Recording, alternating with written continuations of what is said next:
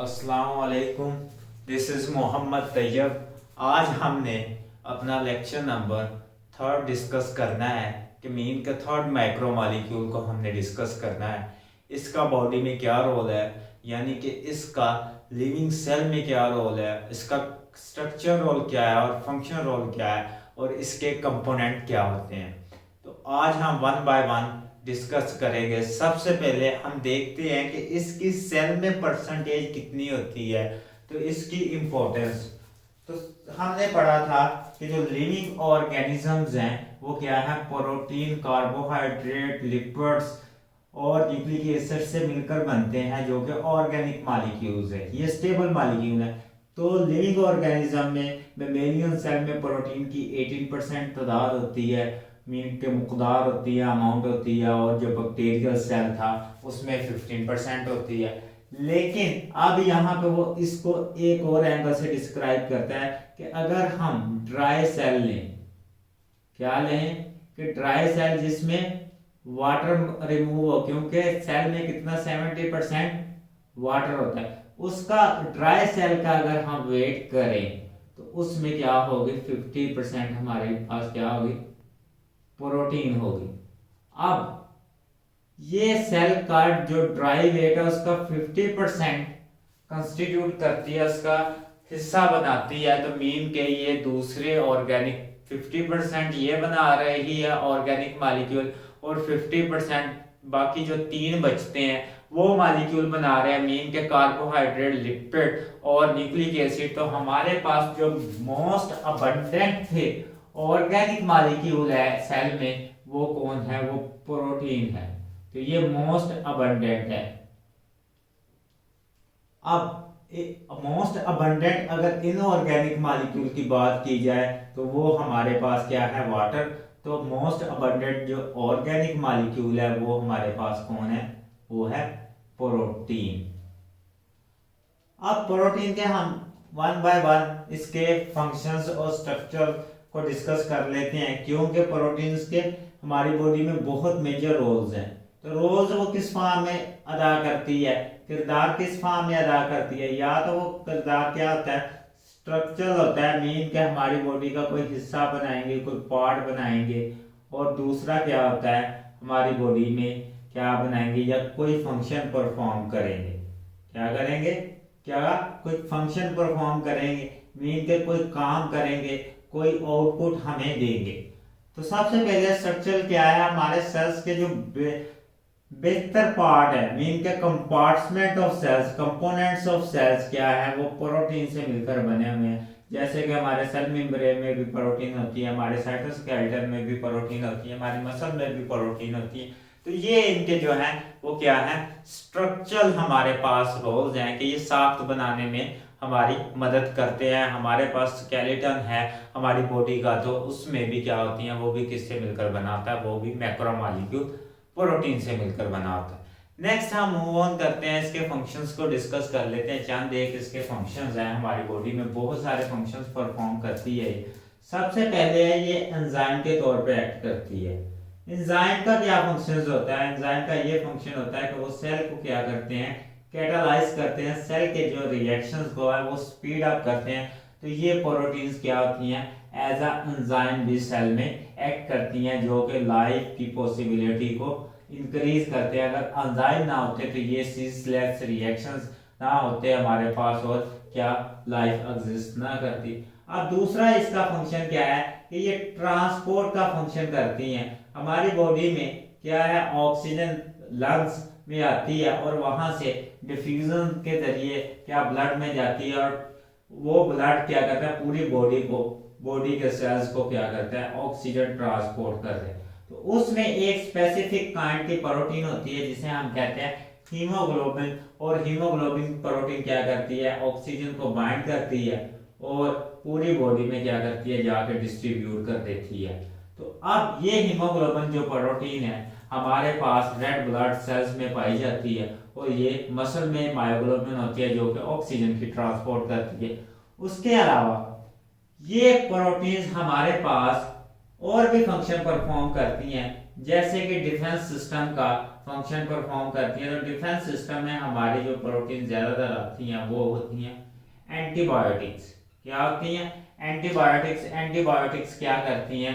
जो फौरन हमारे पास पार्टिकल हमारी बॉडी में कोई भी बैक्टीरिया वगैरह पैथोजेंस वगैरह आएगा, क्या करेगी? उसको किल कर देगी। तो ये एंटीबॉडीज के तौर पे भी एक्ट करती हैं। उसके अलावा हमारी बॉडी की जो मूवमेंट है, मूवमेंट मीन कि हमारी बॉडी में मूवमेंट होती है, सेल्स में मूवमेंट होती है, तो मूवमेंट है वो भी प्रोटीन कंट्रोल करती है। तो बॉडी में जो मूवमेंट है हमारे, वो एक्टिन मूवमेंट कौन सी है? दो तरह की मूवमेंट हो जाती है, सेल्स में भी मूवमेंट होती है कंटिन्यूसली, और हमारे पास क्या होती है? बॉडी में भी। तो हम यहाँ पे सेल भी लिख देते हैं और बॉडी भी लिख देते हैं। ठीक है, बॉडी मूवमेंट्स और सेल मूवमेंट्स। तो अब ये हरकत कौन करती हैं? ये भी क्या करती हैं? प्रोटीन से कंट्रोल होती है हमारे पास। ये भी किससे कंट्रोल होती है?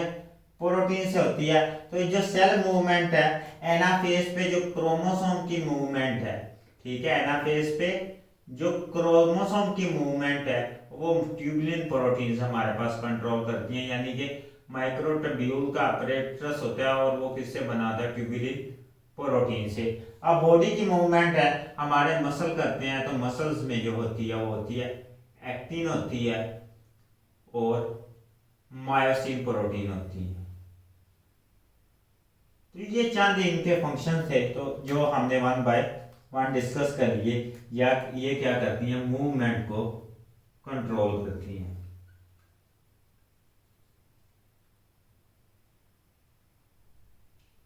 अब नेक्स्ट मूव ऑन करते हैं कि ये प्रोटीन हैं क्या, इनको हम कैसे मॉलिक्यूल्स कहते हैं, इनको मैक्रो मॉलिक्यूल्स क्यों कहते हैं। तो सबसे पहले हम देखते हैं, तो ये मैक्रो मॉलिक्यूल्स हैं, और ऐसे मैक्रो मॉलिक्यूल्स हैं हम इनको कहते हैं पॉलीमर।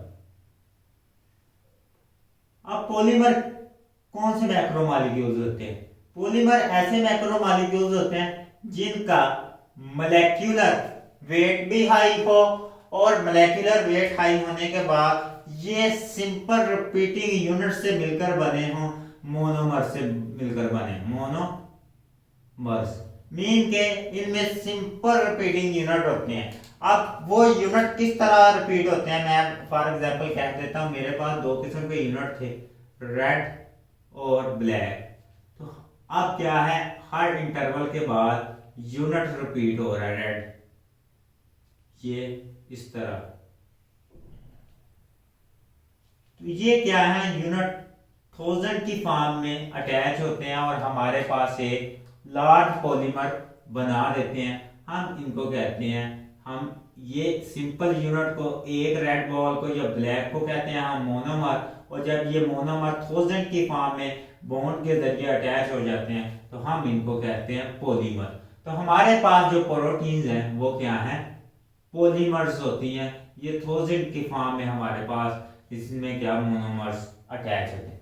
तो ये वाले जो मोनोमर्स हैं मीन के रिपीटिंग यूनिट, ये क्या है, रिपीटिंग यूनिट जो है हमारे पास, ये प्रोटीन में भी मौजूद होते हैं। तो प्रोटीन में रिपीटिंग यूनिट को कहते हैं हम अमाइनो एसिड। तो हमने प्रोटीन में बेसिक स्ट्रक्चर को स्टडी करने के लिए हमारे पास जो मोनोमर है वो है अमाइनो एसिड। एसिड इसलिए लगा कि इसके पास अमाइनो ग्रुप होता है और एसिटिक ग्रुप होता है, इस वजह से हम इसको क्या कहते हैं, अमाइनो एसिड कहते हैं। तो पहले हम डिस्कस कर लेते हैं कि हमारे पास ये वाले रिपीटिंग यूनिट कितनी टाइप्स के होते हैं सेल्स में जो कि एग्जिस्ट करते हैं। तो हमारे पास जो रिपीटिंग यूनिट है वो है 170। कितने हैं, 170 यूनिट्स हैं, यानी कि मोनोमर्स हैं, यानी कि हमारे पास क्या है, अमाइनो एसिड्स, अमाइनो एसिड्स। ये मुख्तलिफ टाइप के हो सकते हैं ये वाले यूनिट, रिपीटिंग यूनिट। कितनी टाइप्स के पाए जाते हैं सेल में, एक सेल में कितनी टाइप्स के पाए जाते हैं, 170 टाइप्स के हमारे पास क्या पाए जाते हैं, इस तरह के रिपीटिंग यूनिट जो के बॉन्डिंग के साथ अटैच होते हैं। अब ये रिपीटिंग यूनिट्स सारे प्रोटीन सिंथेसाइज नहीं करते, इनमें से सिर्फ कितने सिंथेसाइज प्रोटीन हमारे पास करते हैं, वो है 25, वो है 25 यूनिट्स।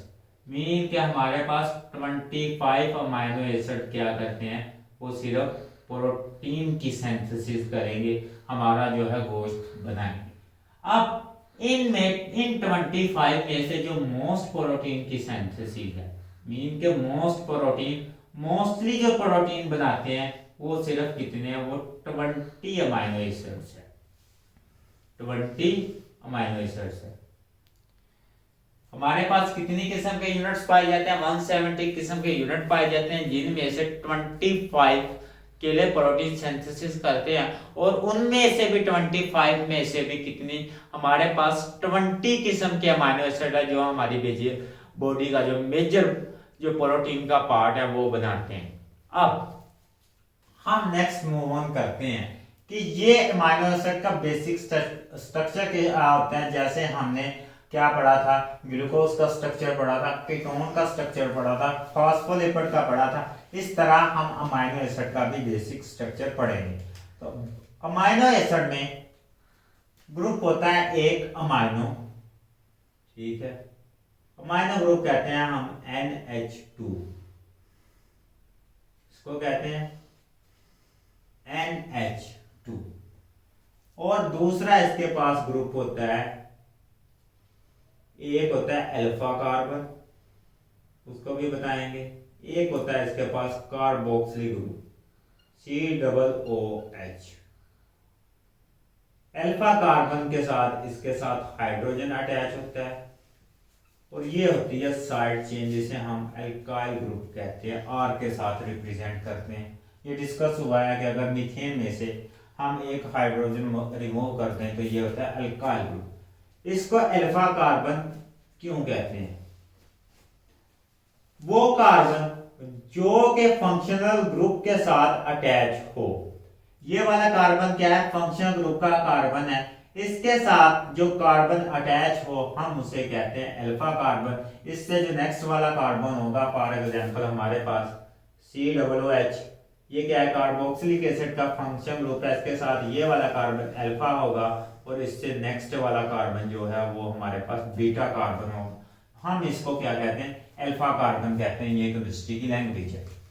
अब ये है general structure of amino acid. तो अमाइनो एसिड में क्या होता है, हमारे पास एक अमाइनो ग्रुप होता है जो कि कांस्टेंट रहते हैं, हमेशा चेंज नहीं होते, और एक क्या होता है, इसके पास हाइड्रोजन होता है अल्फा कार्बन के साथ। दूसरा इसके पास क्या होता है, एस्टिक ग्रुप होता है, जिसे हम कार्बोक्सिलिक एसिड कहते हैं। तो ये क्या है, एस्टिक ग्रुप है, ऑर्गेनिक एसिड ग्रुप है हमारे पास। ये है इसके जो स्ट्रक्चर है।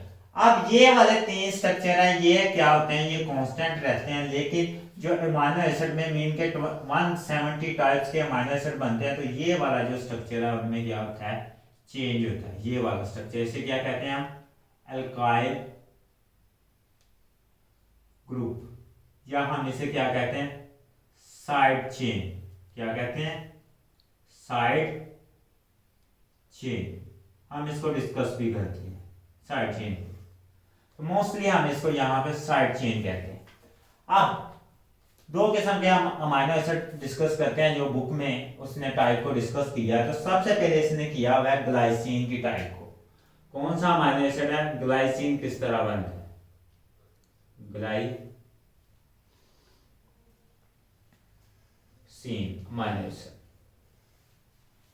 हमारे पास ये जनरल स्ट्रक्चर फार्मूला है अमाइनो एसिड का, हम रीराइट कर लेते हैं। मैंने आइडेंटिफाई कर दिया कि कौन से स्ट्रक्चर है वो कांस्टेंट रहेंगे।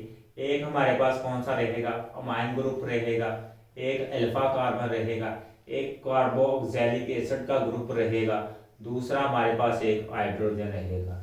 अब अगर इस अल्फा मीन के अल्काइल ग्रुप साइड चेन की जगह हमारे पास क्या हो, हाइड्रोजन हो, तो हम ऐसे अमाइनो एसिड को क्या कहते हैं, ग्लाइसीन कहते हैं। ऐसे अमाइनो एसिड को क्या कहेंगे, ग्लाइसीन कहेंगे। और एक हमारे पास है सेकंड है एलानीन। कौन सा है, एलानीन। ये वाला मैं रिप्रेजेंट कर देता हूं कि मीन के ये हमारे पास आर एच की ग्रुप, आर की जगह आया है तो ये डिफरेंट है, बाकी सब कांस्टेंट है। अब इसमें भी वैसे ही होगा, ये बाकी क्या रहेगा, स्ट्रक्चर अमाइनो एसिड का बेसिक सेम रहेगा। इसमें क्या होगा, एक अमाइनो ग्रुप होगा NH2, एक क्या होगा, अल्फा कार्बन होगा, एक क्या होगा, कार्बोक्सिलिक ग्रुप होगा, और एक क्या होगा, हाइड्रोजन होगा। और चेन क्या कौन सा होगा, इसमें जो एल्काइल ग्रुप है यानी कि साइड चेन है वो क्या होगी, मिथाइल ग्रुप होगा, CH3। तो ऐसे अमाइनो एसिड को हम कहते हैं एलानीन। तो ये दो किस्म के अमाइनो एसिड हमारे पास अराइज हुए सिर्फ ये साइड चेन करने की वजह से। इस वजह से इसमें क्या होते हैं, अमाइनो एसिड्स हमारे पास चेंज होते रहते हैं। अब नेक्स्ट मूव, आपने फर्दर भी टाइप्स पढ़नी है हायर क्लासेस में अमाइनो एसिड्स की क्या होती हैं। अब हम नेक्स्ट मूव ऑन करते हैं कि ये अमाइनो एसिड आपस में कंबाइन हो गए, मीन के ये एक सिंगल अमाइनो एसिड है, ठीक है, ये सेकंड वाला है, ये थर्ड वाला है, ये हमारे पास फोर्थ वाला है, ये फिफ्थ वाला है, ये सिक्स, और ये 7, और ये समान चलते जाते हैं अप टू 1000 तक जाते हैं, मीन के मैनी 1000 तक। तो ये वाले आपस में कंबाइन किस तरह होते हैं, ये सिंगल यूनिट किस तरह कंबाइन होते हैं, तो हम उसको डिस्कस करते हैं कि इनमें बॉन्ड फॉर्मेशन किस तरह होती है। तो हमें पता है कि कोई भी मॉलिक्यूल या एटम जब भी आपस में कंबाइन होते हैं तो उनके दरमियान क्या होता है, बॉन्ड होता है। तो जब भी मोनोमर्स कंबाइन होंगे तो उनके दरमियान भी क्या बनेगा, एक न्यू बॉन्ड बनेगा, न्यू तल्लक बनेगा। तो सबसे पहले हम डिस्कस करते हैं, हम ड्रा करते हैं ग्लाइसिन का स्ट्रक्चर। इसको ओपन ड्रा कर लेते हैं। तो एक हाइड्रोजन है हमारे पास अमाइनो ग्रुप के साथ 2 हाइड्रोजन अटैच होते हैं, हमने ड्रा कर लिया। इसके पास अमाइनो ग्रुप के पास एक नाइट्रोजन होता है, ये ड्रा हो गया। अब इसके पास ये अमाइनो ग्रुप अल्फा कार्बन के साथ अटैच होता है। अल्फा कार्बन आगे किसके साथ अटैच होता है, कार्बोक्सिलिक एसिड ग्रुप के साथ। तो इसके पास डबल बॉन्ड ऑक्सीजन और सिंगल बॉन्ड OH ग्रुप होता है। ये हमारे पास ग्लाइसिन का मॉलिक्यूल था, तो हमने ये ग्लाइसिन का स्ट्रक्चर ड्रा कर लिया। अब नेक्स्ट हम सेकंड अमाइनो एसिड एलानीन का स्ट्रक्चर ड्रा करते हैं ताकि वो स्ट्रक्चर हम बॉन्डिंग में यूज कर सकें। तो हमारे पास इसी तरह एक अमाइनो ग्रुप है H है, इसके पास 2 H होंगे। अब नेक्स्ट क्या है, एक नाइट्रोजन होगा NH2, आगे अल्फा कार्बन होगा C, आगे क्या होगा, कार्बोक्सिलिक ग्रुप होगा, इसके यहाँ हाइड्रोजन अटैच होगा। एक जनरल स्ट्रक्चर हमारे पास अमाइनो एसिड का बन गया। अब इसमें चेन होगी तो साइड चेन इसमें क्या आ जाएगा, CH3 ग्रुप। अब ये CH3 ग्रुप किस तरह बॉन्डिंग करते हैं, तो हमने इसको कहा था ग्लाइसिन, इसको कहा था एलानीन। अब इसमें कार्बोक्सिलिक एसिड क्या करता है, हाइड्रोक्सल ग्रुप देता है।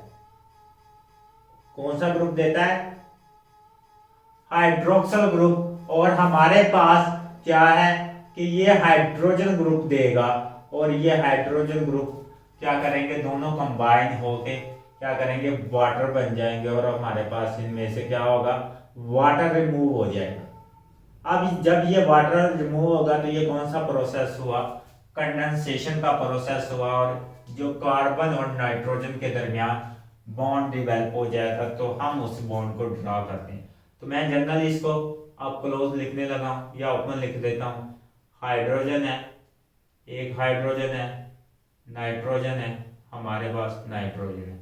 अब क्या है, अल्फा कार्बन है C, डबल बॉन्ड O है हमारे पास, सिंगल बॉन्ड N है और हमारे पास क्या है, H है। अब हमारे पास फिर क्या है, अल्फा कार्बन है और हमारे पास क्या है, C डबल बॉन्ड O और हमारे पास सिंगल बॉन्ड OH। अब ये हमारे पास क्या थे, ये ग्लाइसिन का मॉलिक्यूल था, तो इसमें क्या होगा, साइड चेन H होगी, और ये एलानिन का था तो इसमें साइड चेन क्या होगी, CH3 यानी कि मिथाइल ग्रुप। अब ये बॉन्ड डेवलप हुआ है कि अमाइनो एसिड ग्रुप के दरमियान और कार्बोक्सिलिक ग्रुप के दरमियान। ये किसके दरमियान बॉन्ड डेवलप हुआ है, कार्बोक्सिलिक ग्रुप के दरमियान और अमाइनो एसिड ग्रुप के दरमियान। इसको मैंने हाईलाइट कर दी। ऐसे बॉन्ड को कहते हैं हम पेप्टाइड बॉन्ड। क्या कहते हैं हम ऐसे बॉन्ड को, पेप्टाइड बॉन्ड। मीन कि दो अमाइनो एसिड के दरमियान जो बॉन्ड होता है उसे क्या कहते हैं, पेप्टाइड। जिस तरह हमने क्या पढ़ा था, हमने कहा था कि दो ग्लूकोज के मॉलिक्यूल के दरमियान जो बॉन्ड होता है वो ग्लाइकोसिडिक, और जो हमारे पास लिपिड के दरमियान बॉन्ड बनता है हम उसे क्या कहते थे, हमने उसे कहा था एस्टर बॉन्ड। इसी तरह इसमें क्या है, पेप्टाइड बॉन्ड होता है जो कि कार्बोक्सिलिक ग्रुप के दरमियान और अमाइनो ग्रुप के दरमियान बनता है। एक अमाइनो एसिड का क्या करता है, कार्बोक्सिलिक ग्रुप यूज होता है, दूसरे अमाइनो एसिड का क्या होता है, अमाइनो ग्रुप यूज होता है। और कार्बोक्सिलिक एसिड हमारे पास क्या देता है, हाइड्रोक्सिल ग्रुप, अमाइनो ग्रुप हमारे पास देता है हाइड्रोजन, और क्या करते हैं, वाटर की रिमूवल होती है, हमारे पास पेप्टाइड बॉन्ड बन जाता है और ये क्या हो जाता है, एक चेन में अटैच हो जाता है।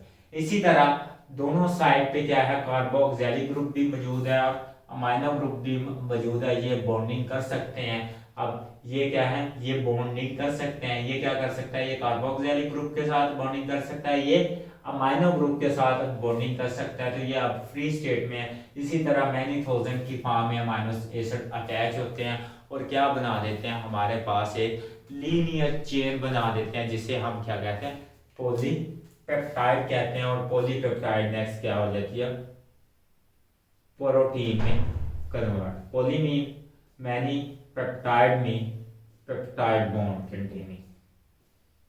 ठीक, यहां पे एक कंसेप्ट नोट कर लें, हम इसको कहते हैं डाइपेप्टाइड। क्या कहते हैं हम, नोट कर लें यहां, डाइपेप्टाइड। अब डाइपेप्टाइड का ये मतलब नहीं है इसमें दो पेप्टाइड बॉन्ड है, इसका ये मतलब है, डाइपेप्टाइड का मतलब ये है कि इसमें दो अमाइनो एसिड है। कितने, 2 अमाइनो एसिड्स हैं, यानी कि एलानिन और ग्लाइसिन। और दूसरा इसका मतलब क्या है, इसमें सिंगल क्या है, इसमें सिंगल क्या है, पेप्टाइड बॉन्ड है, यानी कि 1 पेप्टाइड बॉन्ड है। तो हमने ये स्टडी कर ली। इसी तरह ट्राइपेप्टाइड होगा, उसमें 2 पेप्टाइड बॉन्ड होंगे लेकिन 3 अमाइनो एसिड होंगे, तो ये एंटीटेस्ट में कंफ्यूज कर देता है कि हमारे पास डाइपेप्टाइड है तो इसमें कितने पेप्टाइड बॉन्ड होंगे, 2 होंगे, 1 होगा और 3 होंगे, तो इसमें वो कितने होंगे, 1 होगा, तो ये राइट आंसर बनता है। इसी तरह क्या करते हैं, मॉलिक्यूल्स अटैच होते हैं और हमारे पास पॉलीपेप्टाइड का स्ट्रक्चर दे देते हैं, हम उसे क्या कहते हैं, हम उसे पॉलीपेप्टाइड क्या करेगी, फर्दर हम लेक्चर लेंगे कि क्या होती है, उसकी फोल्डिंग होती है, तो वो हम उसको क्या कहते हैं, हम कहते हैं उसको प्रोटीन। तो अब यहां तक हमारा क्लियर हो चुका, तो इसको कहते हैं ग्लाई एलानिन। ठीक है, ग्लाइसिएलानिन, तो ये इसका नाम है दोनों अमाइनो एसिड को कंबाइन करने के बाद। तो इंशाल्लाह हम नेक्स्ट लेक्चर में मिलते हैं प्रोटीन के स्ट्रक्चर के साथ, उसकी फोल्डिंग के मैनर के साथ। अल्लाह हाफिज, अपना ख्याल रखिएगा।